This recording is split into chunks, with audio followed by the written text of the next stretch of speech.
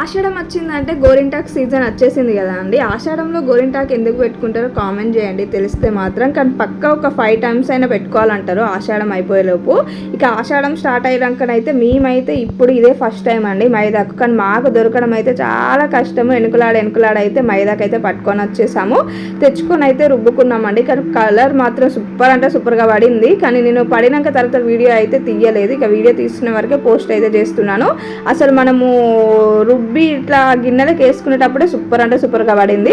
ఇక కొంచెము ట్రెడిషనల్గా వీడియో తీద్దాము అనేసి రోల్కి అయితే పసుపు కుంకుమ అట్లా పెట్టేసుకొని అయితే కొంచెం అయితే దంచుదామని అయితే చేసుకున్నాము.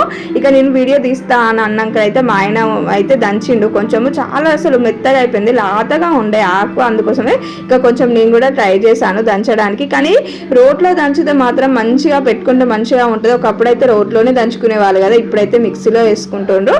ఇక తర్వాత కొంచెం దంచినాక అయితే మిగతా తీసుకొచ్చి అయితే రోట్లో అయితే వేసాను. ఇందులోకి అయితే జస్ట్ నిమ్మకాయ అయితే నేనైతే ఓన్లో ఒక 4-5 లవంగాలు వేసాను. తర్వాత నిమ్మరసం అయితే పిండానండి. అంతే, ఇంతకు మించి అయితే ఏం వేయాలి. అసలు ఆషాఢంలో ఏం వేయకుండా రెడ్గా వండుతుంది అంటారు.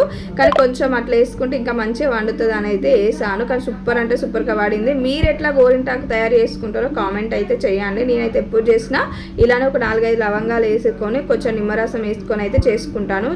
చాలా మంచిగా పడుతుంది.